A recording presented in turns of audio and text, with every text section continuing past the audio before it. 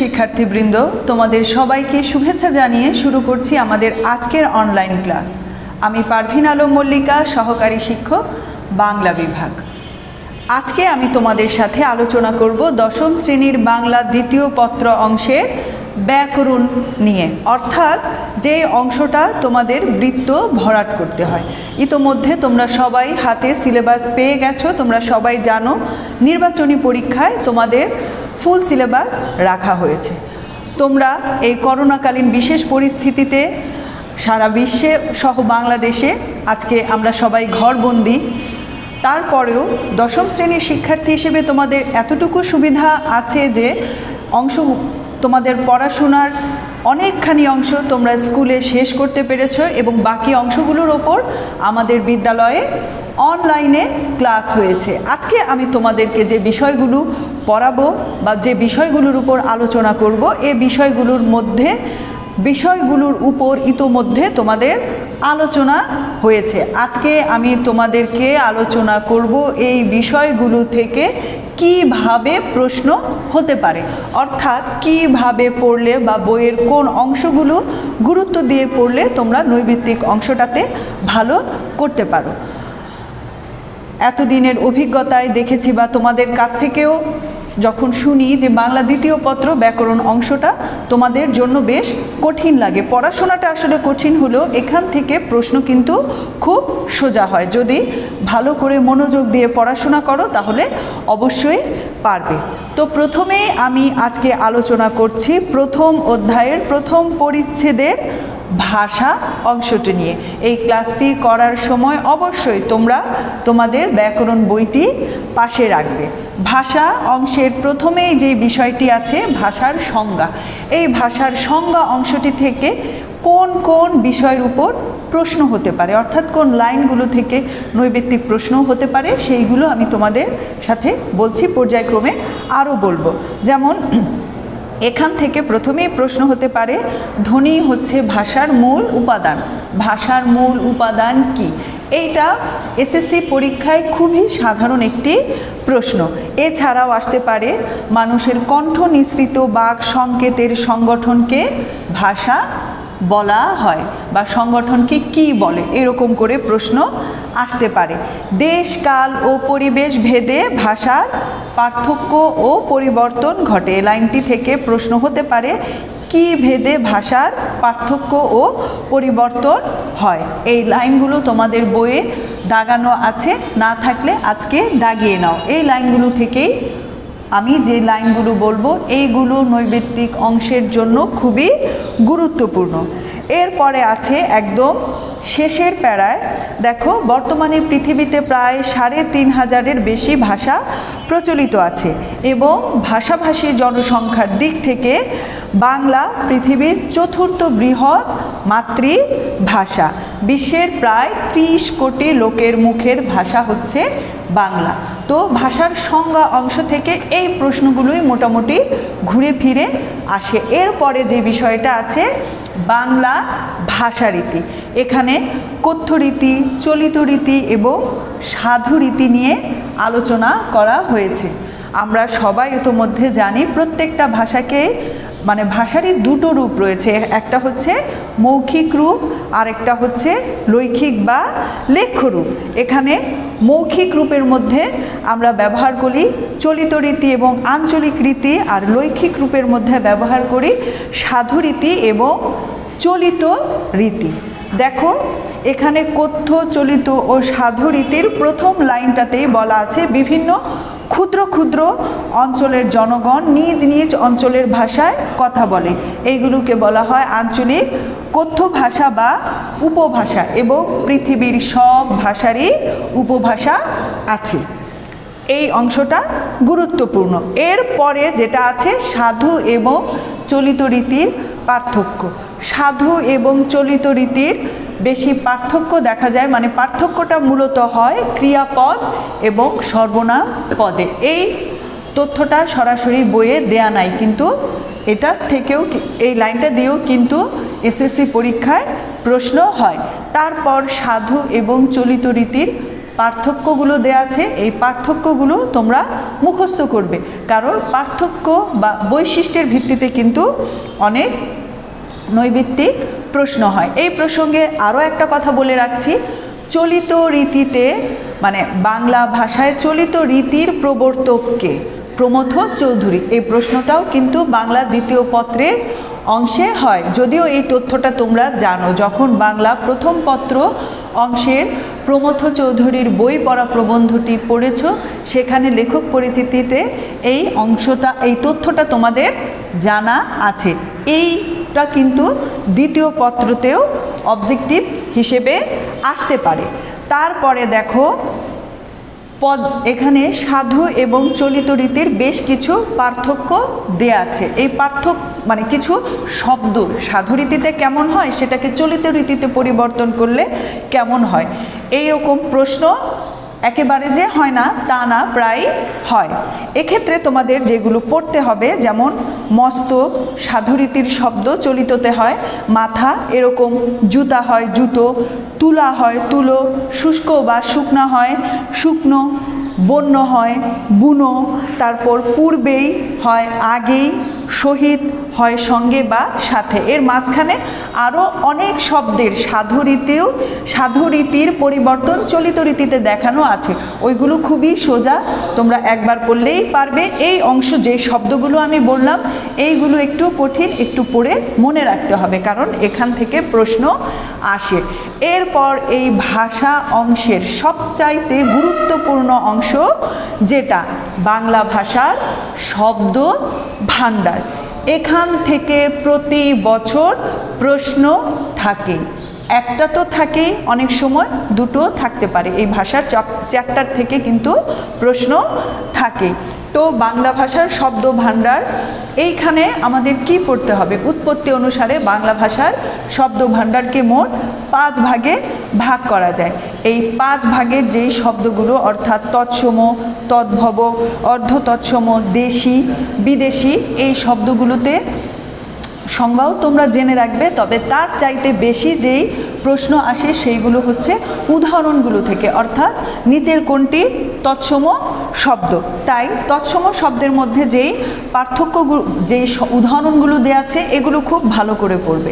তদ্ভব শব্দের যে উদাহরণগুলো দেওয়া আছে এইগুলো খুব ভালো করে পড়বে। তদ্ভব শব্দের ক্ষেত্রে আরও একটা বিষয় আমাদের মনে রাখতে হবে, সেটা হচ্ছে তদ্ভব শব্দগুলোকে কিন্তু খাঁটি বাংলা শব্দ বলা হয়ে থাকে। তারপর অর্ধ তৎসম শব্দ, যেমন এখানে দেয়া আছে জোছনা, ছেড়াদ্দ, গিন্নি, বৈষ্ণব, কুৎসিত, এর অর্ধ তৎসম রূপগুলো যেমন পড়বে তেমনি তৎসম রূপগুলোও পড়ে রাখতে হবে।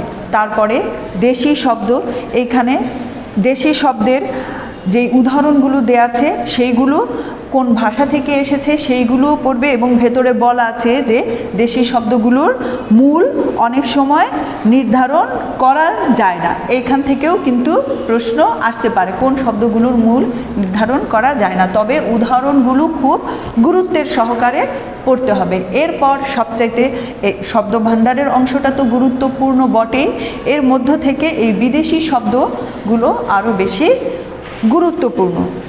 তো বিদেশি শব্দের ধর্মীয়, রাজনৈতিক, সাংস্কৃতিক ও বাণিজ্যিক এই 4টা কারণে অনেক শত শত বছর ধরে আমাদের এখানে অনেক জাতিগোষ্ঠীর মানুষের আগমন হয়েছে, এবং তাদের মধ্য থেকে অনেক ভাষার শব্দই আমাদের ভাষায় আমরা ব্যবহার করে থাকি। এখানে অনেক ভাষার শব্দের তালিকা দেয়া আছে, যেমন আরবি ভাষার শব্দ, তারপর ফার্সি ভাষার শব্দ, ফার্সি ইরানের ভাষা, এবং ইংরেজি শব্দ, এছাড়া ইংরেজি ছাড়াও পর্তুগিজ, ফরাসি মানে ফ্রান্সের ভাষা, তারপর ওলন্দাজ, এছাড়াও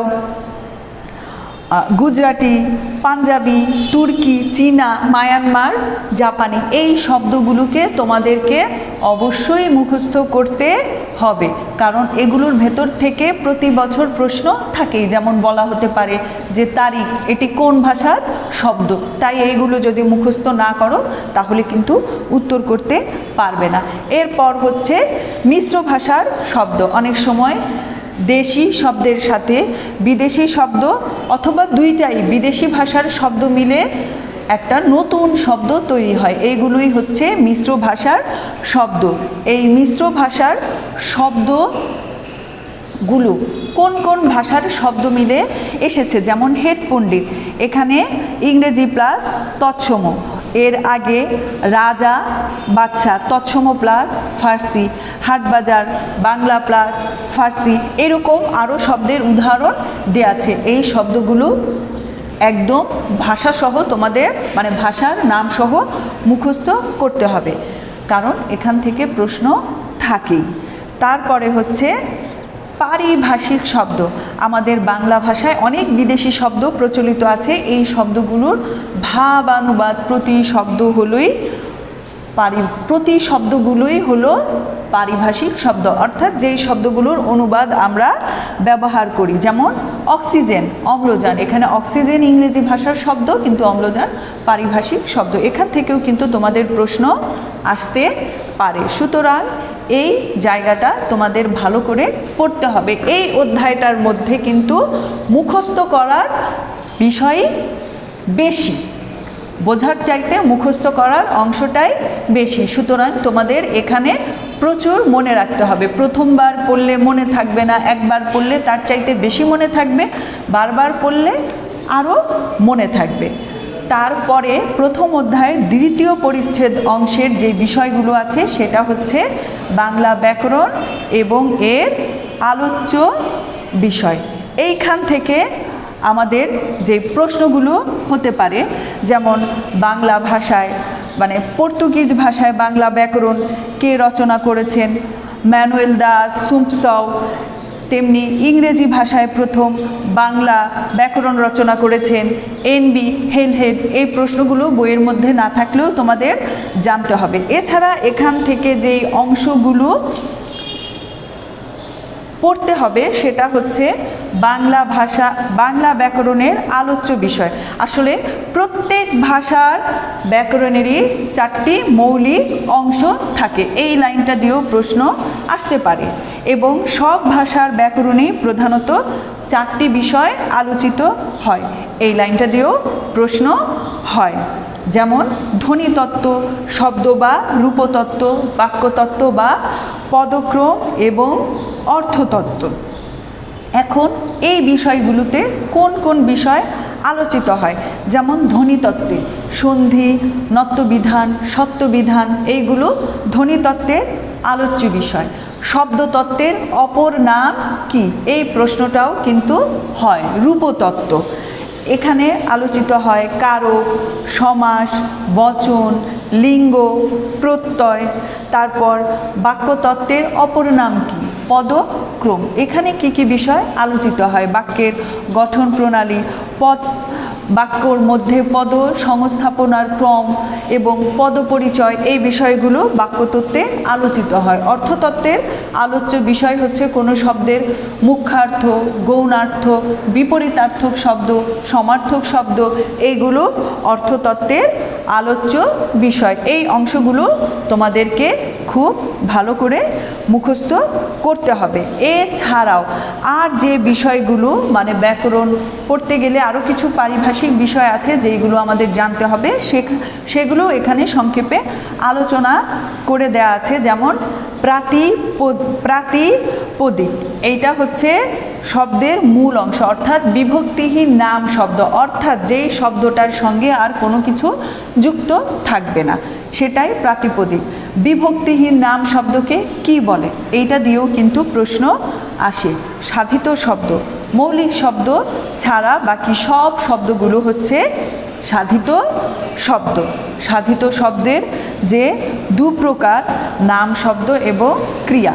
নাম শব্দ কি, ক্রিয়া কি, এটা তোমরা জানো। এবং এই দুই ধরনের শব্দেরই দুটো অংশ রয়েছে, প্রকৃতি এবং প্রত্যয়।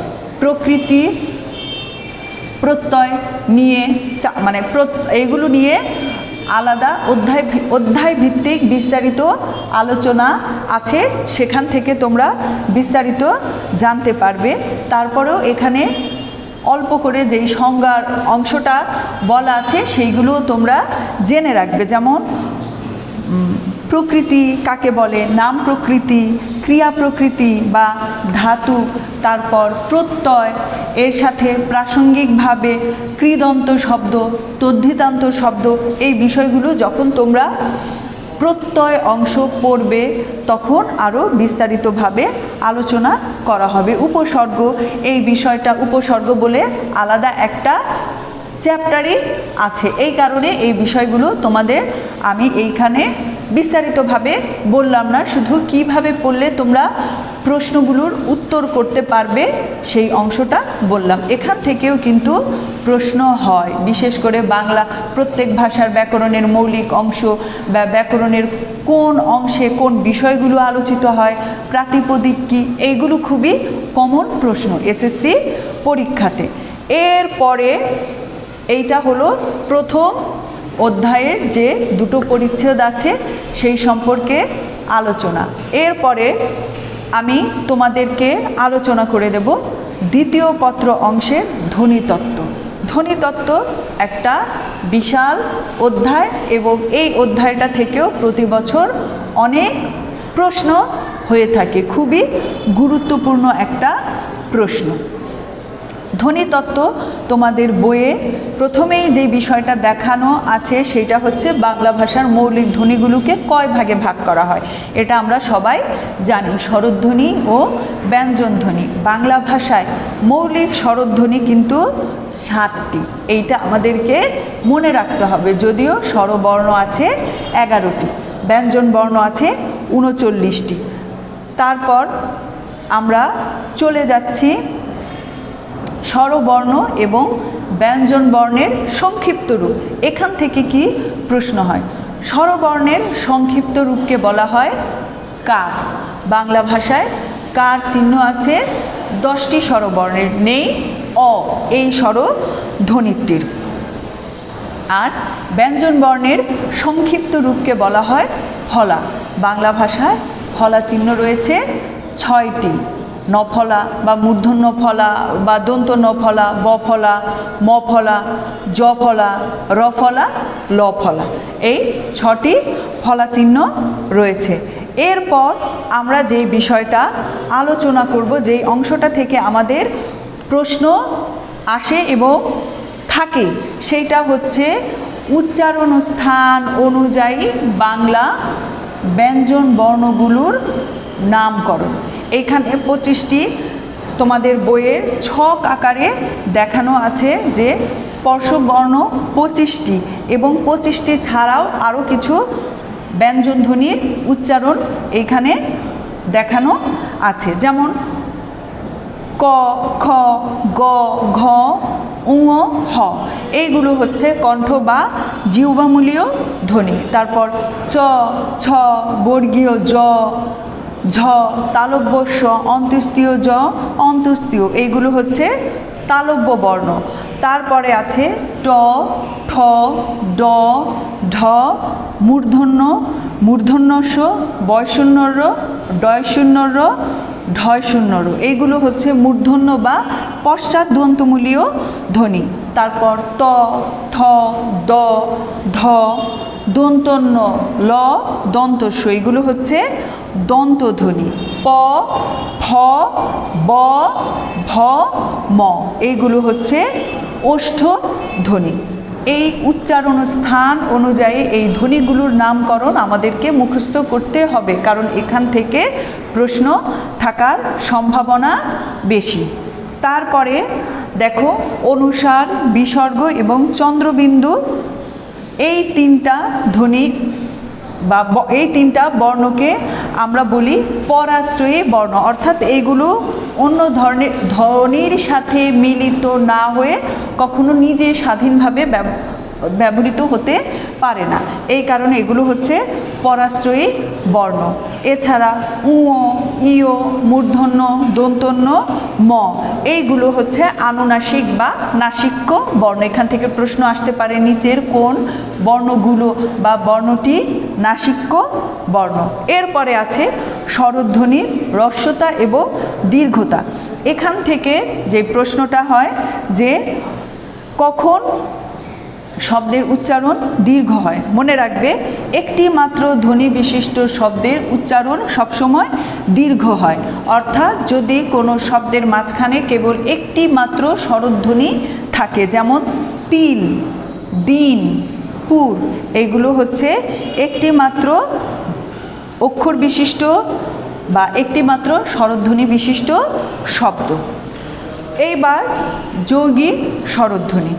বাংলা ভাষায় যৌগিক স্বরধ্বনির সংখ্যা 25টি, কিন্তু যৌগিক স্বরবর্ণের সংখ্যা মাত্র 2টি, ওই, ও। এই দুটো, এইগুলো তোমাদেরকে মনে রাখতে হবে।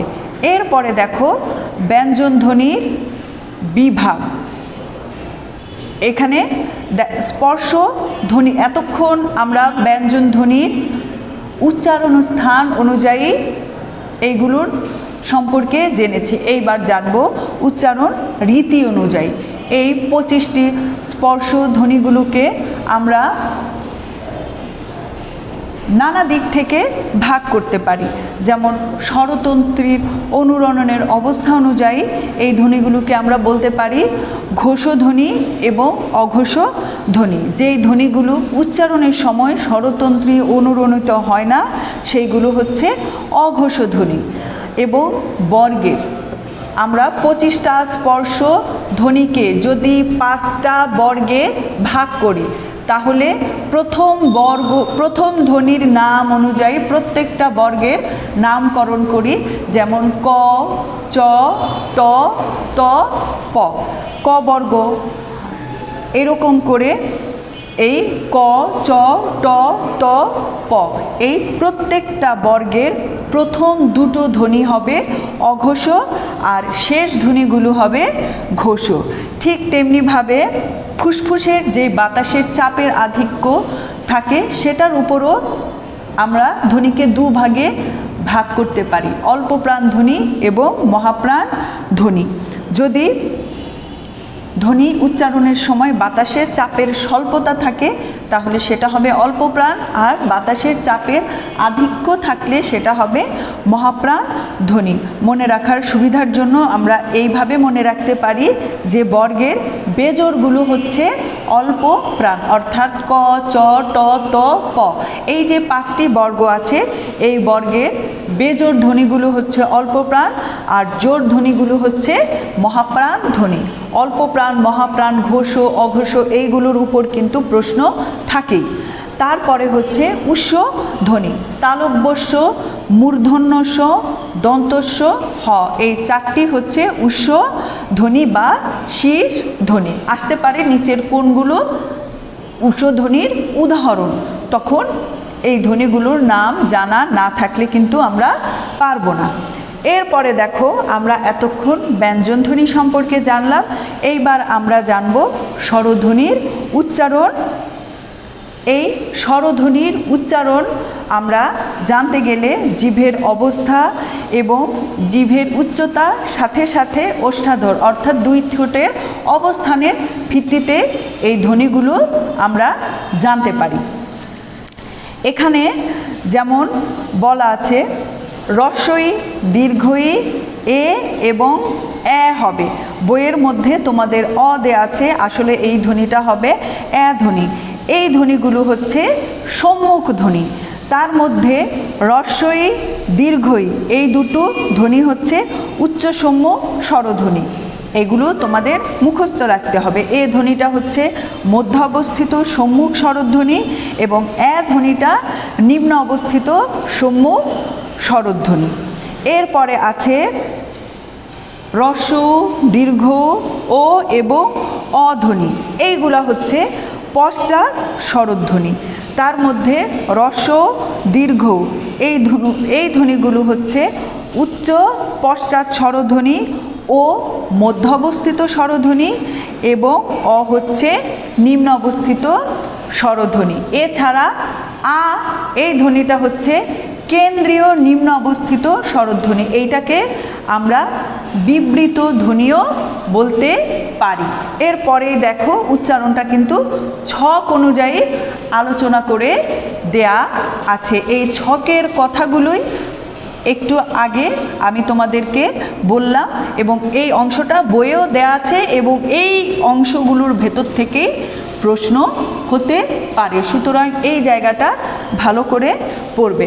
এরপরে দেখো, এখানে শব্দে অধ্বনির উচ্চারণের কথা বলা হয়েছে।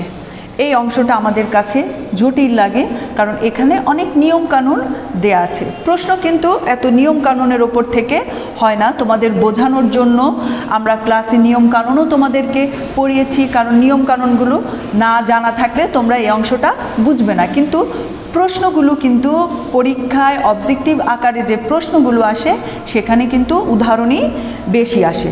তাহলে এইবার দেখো, শব্দের অধ্বনির দুই রকম উচ্চারণ পাওয়া যায়। একটা হচ্ছে বিবৃত বা স্বাভাবিক উচ্চারণ অর্থাৎ অধ্বনিটা এর মতোই উচ্চারিত হবে, যেমন অমল, অনেক, কত, ঠিক আছে। আরেকটা হচ্ছে সংবৃত ধ্বনি বা ও ধ্বনির মতো উচ্চারণ, অর্থাৎ এই ধ্বনিটা উচ্চারণ করতে গেলে আমাদের চোয়াল খুব বেশি ফাঁকা হয় না, আবার ঠোঁট গোল হয়ে আসে। এই কারণে এইটা হচ্ছে সংবৃত উচ্চারণ। যেমন অধীর, আমরা লিখি কিন্তু খাতায় অ দিয়ে, অধীর বলার সময় অধীর বলি। যেমন মন, শব্দটা লিখি মন, কিন্তু উচ্চারণের সময় কিন্তু আমরা উচ্চারণ করি মন। এইখানে হচ্ছে সংবৃত উচ্চারণ। তাহলে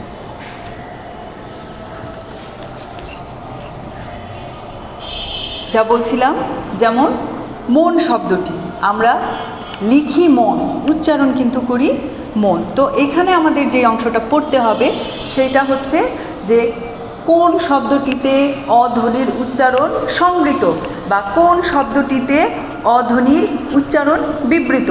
এই অংশ থেকে প্রশ্নটা এইরকমই হয়ে থাকে। এর পরে আমি চলে যাচ্ছি আধ্বনি। আধ্বনিটা আমরা একটু আগেই জেনেছি যে বাংলায় আধ্বনি একটি বিবৃত স্বর, এবং এখানে বাংলায় একাক্ষর শব্দে আ দীর্ঘ হয়। একাক্ষর মানে একটি মাত্র স্বরধ্বনি থাকবে, যেমন যা। এখানে ব্যঞ্জনধ্বনিও একটা, স্বরধ্বনিও একটা।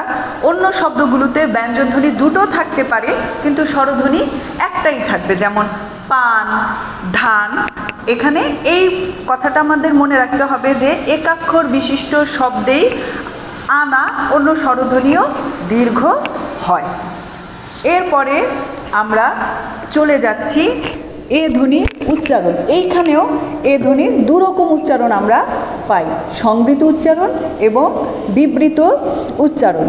সংবৃত উচ্চারণটা হচ্ছে এ ধ্বনিটা এর মতোই উচ্চারিত হবে, যেমন পথে, ঘাটে, দোষে, গুণে। আর বিবৃত ধ্বনি এইখানে এ ধ্বনিটা আসলে উচ্চারিত হবে এ ধ্বনির মতো, যেমন দেখ। এইখানে আমরা লিখি কিন্তু দেখ, উচ্চারণ করি দেখ। এরকম লিখি কিন্তু একা, উচ্চারণ করি একা। তাহলে তোমরা বুঝতে পারছো সংবৃত এবং বিবৃত উচ্চারণ কি। এইখান থেকেও প্রশ্ন এইরকম আসতে পারে যে নিচের কোন শব্দটিতে এ ধ্বনির উচ্চারণ সংবৃত, অথবা নিচের কোন শব্দটিতে এ ধ্বনির উচ্চারণ বিবৃত। সুতরাং এইখান থেকে তোমরা এই উদাহরণগুলো খুব ভালো করে পড়বে। আর দুই একটা সূত্র যেগুলো তোমাদের মনে রাখতে হবে সেইগুলো হচ্ছে পদের অন্তে মানে শেষে এ ধ্বনিটা সংবৃত হবে, এবং একাক্ষর মানে একাক্ষর সর্বনাম শব্দে এ সংবৃত হয়। এরপর আরও একটা জিনিস যেটা মনে রাখতে হবে যে এ ধ্বনির বিবৃত উচ্চারণ। এইটা খুব কমন প্রশ্ন, প্রায় আসে, কিন্তু লাইনটা খুব ইম্পর্ট্যান্ট। দেখো, এ ধ্বনির বিবৃত উচ্চারণ কেবল শব্দের আদিতে অর্থাৎ শব্দের প্রথমে পাওয়া যায়। এই অংশটা খুব গুরুত্ব দিয়ে মনে রাখবে। এই গেল স্বরধ্বনির সম্পর্কে আলোচনা। এইবার ব্যঞ্জনধ্বনি সম্পর্কে আরও একটু বলছি। আগে যদিও বলেছি, এর বাইরে আর যে বিষয়গুলো তোমাদের জানতে হবে। দেখো, ব্যঞ্জনধ্বনির উচ্চারণে এখানে ট বর্গীয় ধ্বনি সম্পর্কে একটা কথা বলা আছে, যে ট বর্গীয় ধ্বনিগুলোর নাম হচ্ছে দন্তমূলীয় প্রতিবেষ্টিত ধ্বনি। আসতে পারে কিন্তু যে প্রতিবেষ্টিত ধ্বনি কোনগুলো, ট বর্গের ধ্বনিগুলো, এইগুলো তোমাদেরকে মনে রাখতে হবে। এরপরে তোমাদেরকে যেমন অন্তস্থ ধ্বনি কি, এর মাঝখানের আর যে অংশগুলো আছে অল্প প্রাণ, মহাপ্রাণ, ঘোষ, এই ঘোষ, এখানে কোন জায়গা থেকে কিভাবে প্রশ্ন হয় এটা তো বলেছি। এরপর যেগুলো তোমাদের মনে রাখতে হবে, অন্তস্থ ধ্বনি কোনগুলো, অন্ত্যেষ্টিয় জ, বয়শূন্য র, ল, ব, এইগুলো হচ্ছে অন্তস্থ ধ্বনি। তারপর র, বয়শূন্য র, কম্পনজাত ধ্বনি। ল, পার্শ্বিক ধ্বনি আসতে পারে, নিচের কোনটি পার্শ্বিক ধ্বনি, এইভাবে কম্পনজাত ধ্বনি কোনটি, এরকম প্রশ্ন হতে পারে। উষ্ধ্বধ্বনির কথা আগেই বলেছি। তারপরে এই যে হ ধ্বনি, এটার উষ্ণ ঘোষ ধ্বনি, এই লাইনটা থেকেও কিন্তু প্রশ্ন হতে পারে। এইবার দেখো ডয় শূন্য র এবং ঢয় শূন্য র, এই দুটো ধ্বনি হচ্ছে তারণজাত ধ্বনি। আসতে পারে নিচের অপশন, অনেকগুলো 4টা অপশন থাকবে, এর ভেতর থেকে যে নিচের কোন ধ্বনিটা তারণজাত ধ্বনি। সুতরাং এই বিষয়গুলো ভালো করে পড়তে হবে। এরপরে দেখো সংযুক্ত ব্যঞ্জন ধ্বনি বা যুক্ত ব্যঞ্জন বর্ণের বিশাল একটা তালিকা দেয়া আছে। এইখান থেকে যেইগুলো ওপর প্রশ্ন হয় বা যেইগুলো তোমাদের জন্য মনে রাখা একটু কঠিন হয়, ভুল করতে পারো, ওই রকম কয়েকটার কথা আমি বলছি। যেমন বর্গীয় জ যোগ ইয়, এর উচ্চারণ গয়ের মতো, যেমন বিজ্ঞান, সংজ্ঞা, এরকম ইয় চ, অঞ্চল ইয় ছ, বাঞ্ছিত ইয় বর্গীয় জ, গঞ্জ ইয় ঝ, ঝঞ্ঝা, এই অংশগুলো ভালো করে পড়বে।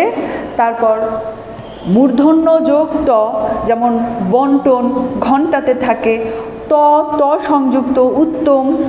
তারপর ত থ সংযুক্ত, যেমন উত্থান, এইরকম। তারপর দন্ত ন যোগ ম, জন্ম, এই অংশটা।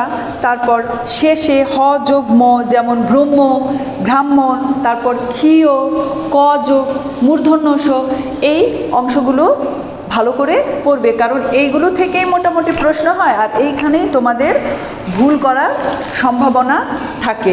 এছাড়াও এই বিষয়গুলো তোমরা বইয়ে পাবে, এবং এইগুলো ছাড়াও বইয়ের ভেতরে সেইভাবে দেয়া নাই, কিন্তু প্রশ্ন হতে পারে। এইরকম করে আমি বলে দিচ্ছি, যেমন বাংলা ভাষায় যে ধ্বনি বর্ণমালায় যে বর্ণগুলো আছে, এগুলোর মধ্যে মাত্রাযুক্ত বর্ণ কতগুলো? মাত্রাযুক্ত বর্ণ আছে মোট 32টি, তার মধ্যে স্বর 6টি, ব্যঞ্জন 26টি।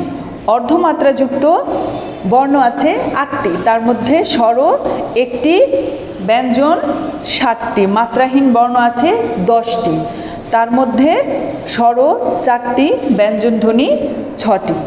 আবারও বলছি, ধ্বনিতত্ত্ব কিন্তু একটা বিশাল অধ্যায় এবং অনেক বিস্তারিত, এবং এখান থেকে অনেকভাবে প্রশ্ন হতে পারে।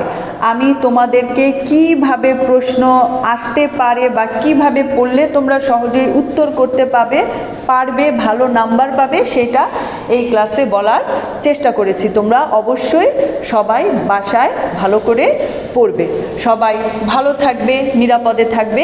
আজকে এই পর্যন্ত, সবাইকে ধন্যবাদ।